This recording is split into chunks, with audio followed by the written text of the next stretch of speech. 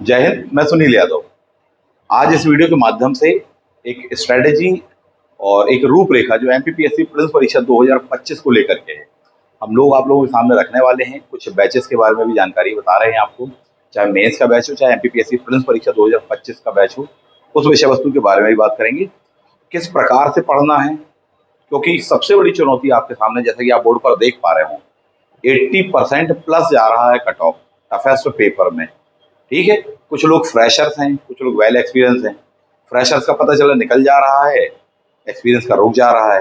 कई बार एक्सपीरियंस का निकल रहा है, फ्रेशर का रुक जा रहा है। तो एक अच्छी अप्रोच क्या हो, एक सही रणनीति, सही रूपरेखा क्या हो, किन किन सोर्सेज से पढ़ना चाहिए, किस प्रकार से पढ़ना चाहिए, जो पुराना पैटर्न है उससे क्या कैसा बदलाव आया है, किन बातों का ध्यान रखें कि अपना एग्जाम क्वालिफाई हो जाए, इस विषय वस्तु को लेकर के स्टेप बाय स्टेप हम लोग चर्चा करने वाले हैं। पूरी पूरी टीम है जो हम लोगों की मिलकर के पढ़ाती है, आप लोगों को पढ़ाने का प्रयास करती है, अच्छे से अच्छा कंटेंट देने का प्रयास करती है। उस विषय वस्तु के बारे में बताएंगे। ठीक, इसके साथ साथ जो सबसे कोर पॉइंट ये है कि देखिए, ट्रेडिशनल मेथड्स पर आप पढ़ रहे हो, 80 प्लस में, वो भी कम पोस्ट में एग्जाम निकालना एक चुनौती होगा। हालांकि कहा जरूर जा रहा है, पर बातें ही हैं कि पोस्टें ज़्यादा रहेंगी, तो जब आ जाए नोटिफिकेशन तब क्लियर होने वाला है। ठीक है, फिर भी पोस्टें ज़्यादा हो चाहे कम हो, 110 पोस्टें आई हो चाहे 230 पोस्टें आई हो चाहे इत्यादि हो, 80 प्लस ही गया है कट ऑफ, यदि आप गौर करें। इवन पेपर टफ होने के बावजूद पिछले 3-4 सालों के आसपास में उस अप्रोच पर आप अपने आप को कैसे सिक्योर कर पाएं, ऐसे कौन से टैक्टिक्स अपनाएं कि आपका एग्जाम प्रीलिम्स का तो बिल्कुल भी ना रुके, डैम श्योर रहे कि हाँ मेंस आपको देना ही मिलना है, होगा ही होगा आपका, ताकि आप पूरे एकनिष्ठ होकर बिगिनिंग से मेंस की तैयारी कर सकें, उसको फोकस करें। जब आप शुरू से करेंगे मेंस को फोकस, यानी प्रीलिम्स देने के 2 दिन 4 दिन के बाद से अच्छे से फोकस करेंगे, तैयारी में जुट जाएंगे, तब ही मेंस निकलेगा। यदि समय खो देंगे बीच का रिजल्ट इंतजार करने का, जब पास होने का आएगा तब सोचेंगे, तब तो गया, वो तो भूल जाओ। पर सिर्फ मेंस लिखने बस जाने वाले हैं, होता ही है। और फिर उसके बाद में तीसरा स्टेज है, आपको प्री का स्टेज हो चाहे मेंस का स्टेज हो, हाईएस्ट मार्क्स ही चाहिए, क्योंकि आपको फिर मनमाफिक पोस्ट भी चाहिए। ये नहीं कि जो मिल जाएगी ठीक है ठीक है ठीक है, आपको हायर ही चाहिए। ऐसा क्या स्वरूप हो, क्या रूपरेखा हो, सेलेक्ट होने वाले लोग क्या करते हैं, किस तरीके से पढ़ते हैं, उन सब विषय वस्तुओं के बारे में आपको यहाँ पर बताया जाएगा। प्री को फोकस करके हम लोग ज़्यादा बताएंगे, मेंस को फोकस करके अभी कम बात कर रहे हैं। विशेषकर बात करने वाले हैं 16 फरवरी को जो प्रीलिम्स का एग्जाम होने वाला है, वो चूकना नहीं चाहिए। उसका नोटिफिकेशन चाहे आज आ जाए, चाहे कल आए, चाहे 10 दिन बाद आए, उससे मतलब नहीं है। क्या रूपरेखा होनी चाहिए कि वह बिल्कुल भी ना चूके, आपका एग्जाम क्वालिफाई हो ही, चाहे आप फ्रेशर हो, चाहे आप बिगिनर हो, चाहे वेल एक्सपीरियंस हो। उसका बहुत सिंपल सा एक सॉल्यूशन मैं बताना चाहूँगा। प्रीलिम्स 2025 प्री कम मेंस के बैच होते हैं अपने पास में, वो स्टार्ट हो चुका है। अभी से हम लोगों के साथ में जुड़ जाइए, तीनों चीज़ें आपको मिलेंगी उसमें। पहली चीज़, बैच बहुत ही अच्छा मिलेगा, टॉप क्लास। दूसरी चीज़, कंटेंट भी मिलेगा टॉप क्लास, जहाँ से पेपर आता है। तीसरी बात, टेस्ट सीरीज भी मिलेगी टॉप क्लास, अच्छे से अच्छी, बेहतर से बेहतर देने का प्रयास करेंगे। उतना ही कंटेंट पढ़ना है, उतनी टेस्ट सीरीज लगानी है साहब जी, बिल्कुल शॉर्ट में बताएं। बाकी जो भी पढ़ना है आपको पढ़ते रहिए, पर पहले जो हम लोग नोट्स दे रहे हैं, कंटेंट दे रहे हैं, पहले उसको तैयार कर लीजिए। पहले जो हम टेस्ट सीरीज दे रहे हैं उसको लगा लीजिए बहुत अच्छे से। सारी चीज़ें ऑनलाइन मोड पर होती हैं अपने यहाँ पर, ऑफलाइन भी अवेलेबल है, बट ऑनलाइन मोड भी अवेलेबल है। दोनों में से जो आप चूज करना चाहें कर सकते हैं। तो उसके लिए दिए गए नंबर पर संपर्क कर लें, कॉल कर लें, व्हाट्सएप कर लें। ये नंबर देख पा रहे होंगे आप यहाँ पर, जानकारी आपको दे दी जाएगी इसके आगे डिटेल्स की। अब इसकी रूपरेखा कैसी हो, कैसे क्या पढ़ना है, उसके बारे में संक्षिप्त में सारगर बातें फिरासत सर आपके साथ में करेंगे। चर्चा शुरू कर सकते हैं Firasat sir. Thank you. Thank you sir. Basically आज का जो टॉपिक का डिस्कशन क्या, जो चैनल फॉलो करने वाले लोग हैं वे जानते होंगे कि बहुत ज़्यादा स्ट्रैटेजी या मार्गदर्शन और इस टाइप के वीडियोस चैनल पे हम लोग नहीं डालते हैं, पसंद नहीं करते हैं। सीधे जो टॉपिक हो उसको पढ़ाओ और उसे ज़्यादातर स्टूडेंट जज कर लेते हैं। पर ये देखा गया कि फ्रेशर्स के पास कोचिंग्स चूज करने के और भी सारे क्राइटेरिया होते हैं। जैसे वो देखते हैं कि कहाँ पर ज़्यादा सिलेक्शन हुआ है, कई बार उस बेसिस पर कर लेते हैं। कई बार बिल्डिंग कैसी है, ज़्यादा बड़ी बिल्डिंग है, ज़्यादा इंफ्रास्ट्रक्चर बड़ा है, उस बेसिस पे कर लेते हैं। कई बार टीचर के नाम पे कर लेते हैं, कई बार कोचिंग के नाम पे कर लेते हैं, ब्रांड बन चुकी है कई कोचिंग। और जाने के बाद, पैसा देने के बाद फिर पता चलता है कि गलती हो गई। और वो गलती 1-1.5 साल आपकी मजबूरी में, क्योंकि अब 1-1.5 लाख रुपए फीस दे दिया और उसके बाद एकदम से तो नहीं छोड़ सकते, और ऐसा तो नहीं कि बिल्कुल ही ज़ीरो होती हैं, इतने बड़े-बड़े नाम है कोचिंग से। तो ये तो बहुत, मुझे कभी-कभी लगता है कि बहुत किस्मत वाली बात भी है कि आपको ढंग का टीचर और ढंग का की संस्था मिल जाए पढ़ने के लिए, और सही गाइडेंस मिल जाए, तो बहुत ही किस्मत की बात है, क्योंकि कम है। नहीं है ऐसा तो नहीं है, पर बहुत कम है। मतलब मेरी इतनी पूरी जर्नी में 2 नाम गिनाना मुश्किल पड़ जाता है।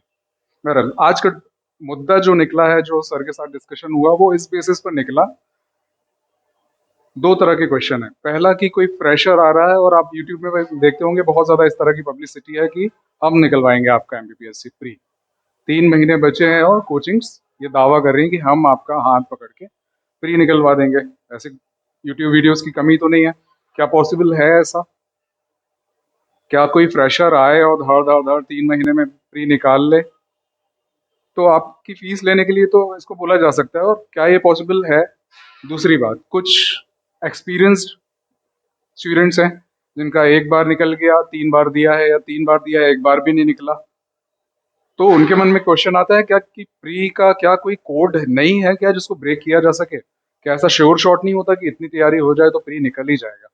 तो इन दोनों का जवाब है यस, पॉसिबल है कि आप 3 महीने में प्री निकाल लें अगर आप पूरी तरह फ्रेशर हैं। क्या इसका कोई कोड है कि आप एक्सपीरियंस्ड हो गए हैं फिर भी आपको समझ नहीं आ रहा कि क्यों प्री नहीं निकल रहा, जबकि नॉलेज है आपको? कहीं आपको, बहुत से लोगों को मैंने देखा है उनको इतना नॉलेज है कि वो कहीं सिलेक्टेड लोगों के साथ भी बैठेंगे तो उनको ऐसा फीका नहीं महसूस होगा कि मुझे कुछ नहीं पता है। फिर वो कहाँ चूक रहे हैं? तो दोनों का जवाब एक ही है, और सिंपल ये है कि आपको एक बार में इस 3 महीने में, मेरा एक फॉर्मूला है, वो ये है कि आपको इन 3 महीनों में एक काम करना है सिंपल, जो एक्सपीरियंस्ड है और जो फ्रेशर है दोनों को, और उसको एक लाइन में मैं लिखूं तो आपको 20,000 वन लाइनर्स याद करने हैं। वन लाइनर्स यानी फैक्ट्स, 20,000 वन लाइनर्स याद करने हैं। अगर आपने ये कर लिया, और यूजफुल वन लाइनर्स, कुछ भी नहीं, जो एमपीपीएससी में ये थोड़ा आपको, हालांकि ये एक्सपीरियंस से आता है, पर फ्रेशर्स को तो एक्सपीरियंस नहीं होता, वो कई सारी बातों में चले जाते हैं। और ये स्ट्रेटेजी वीडियो जैसे मैं बना रहा हूँ, ये देखना भी मुझे कभी कभी बेवकूफ़ी लगती है कि बहुत ज़्यादा टीचर्स को गप्पे मारने की आदत हो गई यूट्यूब की वजह से, और बच्चों को सुनने की आदत होगी। ऐसे वीडियोस में ज़्यादा व्यूज़ आते हैं, काम के वीडियोस में नहीं आते। तो 20,000 वन लाइनर्स यूजफुल वाले, जो क्वेश्चन बनने की जिनकी उम्मीद हो, अगर आपने कर लिए, वो चाहे आप 3 महीने में करें चाहे साल भर में करें, तो आपका एमपीपीएससी प्री नहीं रुकेगा। 15,000 में आप सेफ हो जाते हैं, और ये मैं बहुत काउंट करके बोल रहा हूँ, आपको यकीन ना हो, जो एक्सपीरियंसड हो वो जिस बुक से पढ़ते हो, कोई एक बुक का 2 पेज गिन के देख लेना कितने फैक्ट्स उसमें होते हैं, और इस हिसाब से सारे 10 यूनिट्स में प्री के कितने आएंगे। 15,000 में आप सेफ हो जाते हैं। 20,000 में आप एग्जाम हॉल में जाने के पहले आपको पता होगा कि मैं निकलने वाला हूँ। इसको तभी फील किया जा सकता है जितनी कोशिश आप पुटअप करें, पर 20,000 यूजफुल होना चाहिए। आपको पता होना चाहिए एमपीपीएससी क्या पूछता है, और ये पता सिर्फ प्रीवियस ईयर के क्वेश्चन पेपर पढ़ लेने से, उसको अच्छे से एनालाइज करने से अब नहीं होता। एमपीपीएससी का, क्योंकि जो प्रोसेस है एग्जाम का वो बहुत रिपीटेड नहीं है। ऐसा नहीं है कि आप एक स्टैंडर्ड मेथड फॉलो करते हैं। साफ समझ में आता है कि एमपीपीएससी के ऊपर कुछ प्रेशर तो होता है, बहुत सारे उनके ऊपर मीडिया में और यूट्यूब चैनल्स पे इल्ज़ाम लगाए जाते हैं कि इनके क्वेश्चन कैसे होते हैं, 100 में से 10 क्वेश्चन हर बार चेंज होने हैं। हालांकि अब एमपीपीएससी उस तरफ कोशिश करता दिख रहा है, पर अभी भी जैसे यूपीएससी का हमें पता है कंसेप्चुअल क्वेश्चन आएंगे, हमें पता है कि अच्छा पढ़ने वाले निकाल पाएंगे जिनको कंसेप्ट पता होगा। एमपीपीएससी में क्या होता है, आपके मेमोरी का मिसयूज होता है, आपको फैक्ट्स पूछते हैं सीधे सीधे। साफ दिखता है कि ये डर रहे हैं कोई कंसेप्चुअल चीज पूछने में, क्योंकि कंसेप्चुअल क्वेश्चन पूछने में उसके ऑब्जेक्टिव्स जो ऑप्शंस होते हैं उनमें फिर उतनी डिस्टेंस नहीं होता, साफ साफ ब्लैक एंड वाइट आंसर नहीं होते। तो यूपीएससी में दिखता है वो कि 3 साल भर बैठ के मेहनत किया है टीम ने, और ये 100 क्वेश्चन सिलेक्ट किए गए हैं, 200 क्वेश्चन बनाए गए हैं। एमपीएससी में ये थोड़ा सा लैग करता है। तो ये अंदाज लगाना कि एमपीएससी में क्या पूछा जाएगा, उस बेसिस पर ऐसे 20,000 क्वेश्चन सिलेक्ट करना। अब ये कैसे सिलेक्ट हो, दोनों को करना है, ये एक्सपीरियंस वालों को, और जो एक्सपीरियंस वाले हैं जिनका नहीं निकला है, वो आप खुद को पीछे पलट के देखिए, हो सकता है कई कई बार ऐसा भी होता है कि हम लास्ट डे जा रहे हैं एग्जाम देने, 3 साल से हम प्री दे रहे हैं, पर आज भी हमारी 10 यूनिट, हम नहीं बोल रहे हैं कि हम 10 यूनिट करके जा रहे हैं, भले पूरी नहीं, और 10 यूनिट हमने कर ली है। बहुत कम ऐसे लोग होंगे, जो ऐसे होंगे वो निकल जाता है उनका। हम, और वो जब वो सिचुएशन होती है, ये मैं एक्सपीरियंस से बोल रहा हूँ, तो वो 10,000 क्वेश्चन की सिचुएशन होती है। आपको नॉलेज है, ये 10,000 क्वेश्चन करना भी मजाक नहीं है, मेहनत लगती है, हर चीज में मेहनत लगती है, कोई शॉर्टकट नहीं है, कोई कोचिंग आपका हाथ पकड़ के ये नहीं करवा सकती।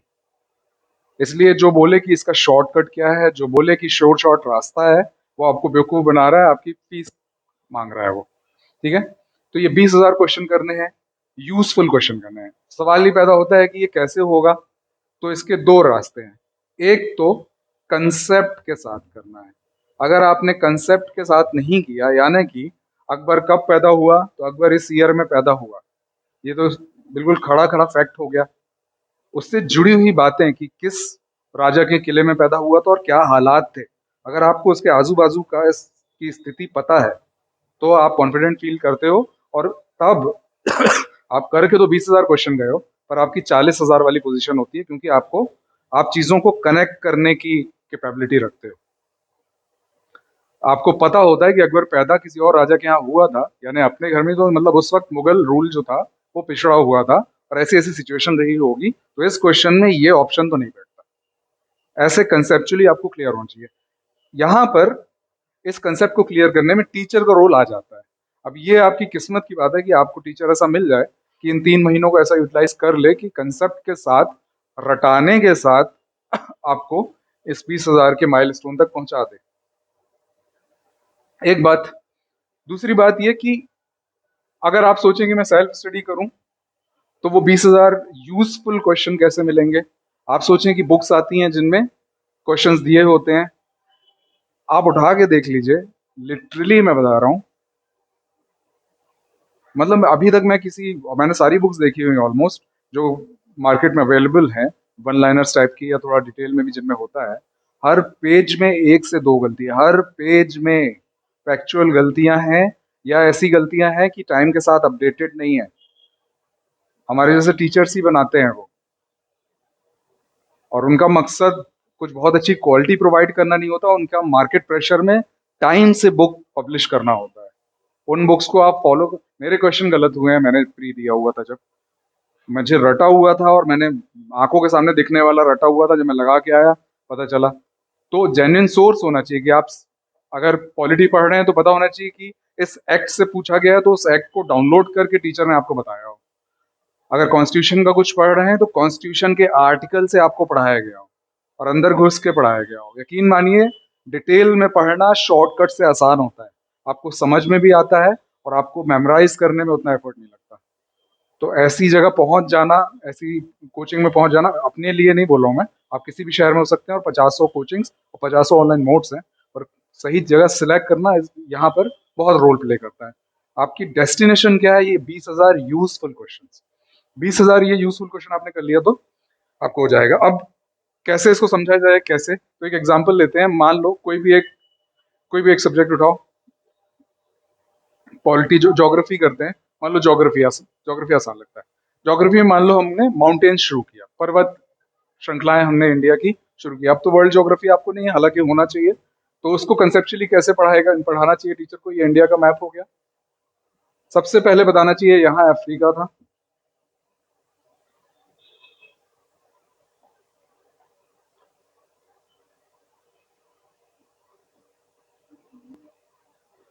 यहाँ पर अगर आपको उसने ऐसे बताया कि ये अफ्रीका था, कभी जमाने में पीरियड्स होते हैं ज्योग्राफी के, इंडिया यहाँ हुआ करता था, किसके साथ हुआ करता था? जो ऑस्ट्रेलिया आज यहाँ पर है कहीं, वो ऑस्ट्रेलिया और इंडिया चिपके हुए थे और यहाँ हुआ करते थे।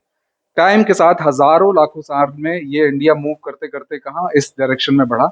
यहाँ पर क्या है, हमारे नॉर्थ में चाइना, इंडिया जाकर के यहाँ टकराया, जुम टकराया, तो जो भी वहां पर मलबा था, जो भी डेब्रीज थे, ये टकराते टकराते धीरे धीरे धीरे धीरे उठते उठते फोल्ड हुआ, वलय हुआ इसमें, तो इसको बोल दिया वलय पर्वत, नाम है हिमालय। हिमालय में भी 4 शाखाएं हैं। सबसे पहले बनी, जो सबसे पहले उठा, जो वो ट्रांस हिमालय, फिर ऐसे करके मिडिल हिमालय, शिवालिक हिमालय ये बने। तो जो हमारा मेन हिमालय वो कब बना? टर्शियरी पीरियड में बनना शुरू हुआ। ऐसे जब आप कनेक्ट करके पढ़ेंगे किस पीरियड में क्या उठा, सबसे पहले उठा, इसको फोल्डिंग माउंटेन ही क्यों बोलते हैं? क्योंकि क्वेश्चन पूछ लेता है कि इनमें से कौन सा फोल्डिंग माउंटेन है? वलित पर्वत है। तो आपको यहाँ पर ये भी पता चलेगा कि ये वलित पर्वत है, आपने सिर्फ रटा नहीं, और ये भी पता चलेगा कि क्यों उसको वैसा बोल रहे हैं। हर टॉपिक को, टूरिज्म पढ़ लीजिए एमपी में, मान लीजिए आपने रटना शुरू किया कि मंदिरों की लिस्ट एक तरफ रट रहे हैं आप, किलों की लिस्ट एक तरफ रट रहे हैं, बजाय इसके आप मध्य प्रदेश का मैप से समझें कि ये मध्य प्रदेश का मैप है, उज्जैन यहाँ पर है, उज्जैन को उठाया, उज्जैन में क्या क्या रहा, उज्जैन के बाहर से शुरू किया, अंदर आए, अंदर में क्या क्या है, तो 3 कालेश्वर हैं, 2 ये हैं, 2 ऐसे रट के एक ट्रिक बना के कंसेप्चुअली समझा कर। अगर इस तरीके से आपने नहीं पढ़ा तो वो 20,000 का आपका 40,000 नहीं हो पाएगा। 20,000 में आप सेफ हैं, पर वो 40,000 नहीं पाएगा, क्योंकि आप कनेक्ट नहीं कर पाएंगे। लिस्टें रटने से आप कनेक्ट नहीं कर पाएंगे, और कंसेप्चुअली आपको ढंग का टीचर ही बता पाएगा। टीचर देख के कोचिंग सेलेक्ट करना, बिल्डिंग देख के नहीं करना, वहां के सिलेक्शन देख के नहीं करना, इंफ्रास्ट्रक्चर देख के नहीं करना, कम ज्यादा फीस देख के नहीं करना, क्योंकि आपके टाइम से ज्यादा कोई कुछ इंपॉर्टेंट नहीं है। 1 साल आप इसमें गवा देंगे ना, और एक बार फीस हाथ से निकल गई तो वो वापस नहीं आती। जहां भी जाओ टीचर देख के करना। फ्रेशर के लिए मुश्किल होता है टीचर को जज कर पाना, क्योंकि उसको कुछ पता नहीं होता, वो बाकी चीजों से इम्प्रेस हो जाता है। पर हमारा मकसद क्या है? 20,000 क्वेश्चन करना। दूसरी बात, जेन्युइन सोर्स होना चाहिए। जो एक्सपीरियंस्ड हैं वो इससे रिलेट कर पा रहे होंगे, वो देखते होंगे कि जेन्युइन सोर्स क्या है। जैसे पॉलिटी पढ़ना है तो कॉन्स्टिट्यूशन का बेयर एक्ट उठाए, उससे पढ़ा, लक्ष्मीकांत अच्छी बुक है, और उसमें से एमपीपीएससी के काम का क्या होगा वो आपको फिल्टर करके मिलना चाहिए। 3 महीने बचे हैं, वो फिल्टर करके मिले, ये आपका मकसद होना चाहिए, और ऐसे कंसेप्चुअली आपको पढ़ाना चाहिए। लास्ट पॉइंट मुझे जो समझ में आता है, अब जो पढ़ने में पुरोधा है, जिसको डिसिप्लिन में कोई प्रॉब्लम नहीं है, तो उसको ये बता दिया गया वो खुद से पढ़ ले, टीचर के पास चले जाए। फ्रेशर और एक्सपीरियंस में सिर्फ यहाँ पर मेहनत का डिफरेंस है।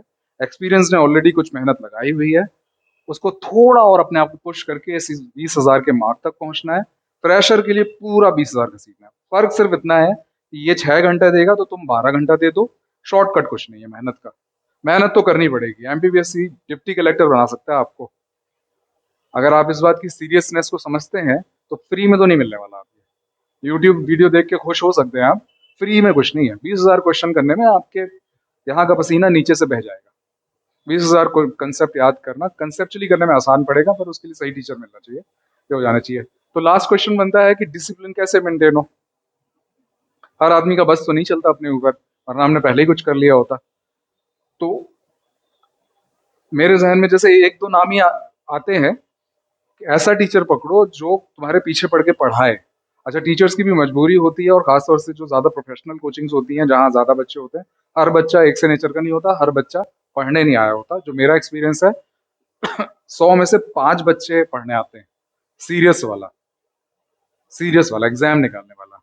20 उनमें से ऐसे होते हैं जो हाँ भी ना भी, बोलोगे जोर दोगे तो पढ़ लेंगे। अगर उसमें आपको डिसिप्लिन की प्रॉब्लम है तो ये देखो कि क्या टीचर हमारे पीछे पढ़ रहा है, थोड़ा बहुत, थोड़ा डंडा लगा के, ज्यादा टेस्ट लेके, पीछे पढ़ के तुम्हारा ख्याल रख ले वो टीचर, तो यहाँ पर ये थोड़ा सा आपके काम आ जाता है। टीचर डंडा लगा दे पर पूरी प्रॉब्लम सॉल्व नहीं हो जाएगी। आपको टीचर को इतना स्पेस, मैंने देखा कि मेरी आदत है, मैं खुद से परेशान हो जाता हूँ कभी कभी कि ज़्यादा पीछे पड़ता हूँ मैं स्टूडेंट्स के। पर इत्तेफाक से मुझे शुरू में जो यहाँ के बच्चे मिले, ये बेचारे सिर झुका करके पढ़ लेते हैं, और इन्होंने ऐसा माहौल बनाया कि और भी बच्चे जो आते हैं तो उनको ऐसा लगता है कि यहाँ का माहौल ही ऐसा है, हमको फॉलो करना पड़ेगा। पर और भी कुछ बच्चे मुझे मिले कि वो, उनको ये लगता है कि हम ग्रेजुएट हो गए हैं, तो उनका ये तरीका नहीं होना भी नहीं चाहिए। अब आप स्कूल में नहीं हो, आप ग्रेजुएट हो गए हो, आप एमपीएससी की तैयारी कर रहे हो, तो उनको डंडा लगाना, उनके पीछे पड़ना, उनको वो इंसल्टिंग लगने लगता है, वो काउंटर अटैक के मूड में आ जाते हैं। फिर टीचर को भी अपनी इज्जत प्यारी है, तो स्टूडेंट देख के भी ये टीचर कर पाता है। ऐसा टीचर मिल जाए, ये कंसेप्ट बता सके, ये तो किस्मत की बात है। लक्ष्य आपका 20,000 वन लाइनर्स हैं, यूजफुल वन लाइनर्स। जैसा एमपीपीएससी क्वेश्चन पूछता है, एमपीपीएससी कंसेप्चुअल क्वेश्चन ही पूछता, एमपीएससी फैक्ट वाले क्वेश्चन पूछता है, पर अब चूंकि गाली पड़ रही है फैक्ट वाले क्वेश्चन पूछने पे, तो अब ऐसे फैक्ट पूछता है जो निराले टाइप के होते हैं। अब वो एक्सपीरियंस के साथ ही समझ में आते हैं। तो ढंग का टीचर ढूंढो और 20,000 क्वेश्चन कर लो, 3 महीने में प्री निकल जाएगा। यही इसको बताने का मकसद था, ये वीडियो बनाने का मकसद था। इसके अलावा और कोई शॉर्टकट नहीं है और मेहनत का कोई दूसरा रिप्लेसमेंट नहीं है। अगर ऐसी गलतफहमी में हो तो एमपीपीएससी प्री मत करो।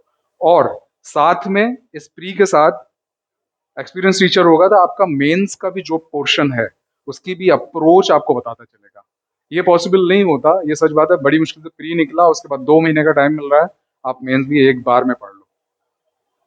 तो इस बात का भी ध्यान रखो जब टीचर सेलेक्ट करो कि वो मेंस को भी आपको साथ में बताता चल रहा है कि 2 मार्कर, 7 मार्कर, 6 मार्कर, 11 मार्कर जो भी आ रहे हैं वो कैसे लिखना है, क्या क्या फर्क होता है।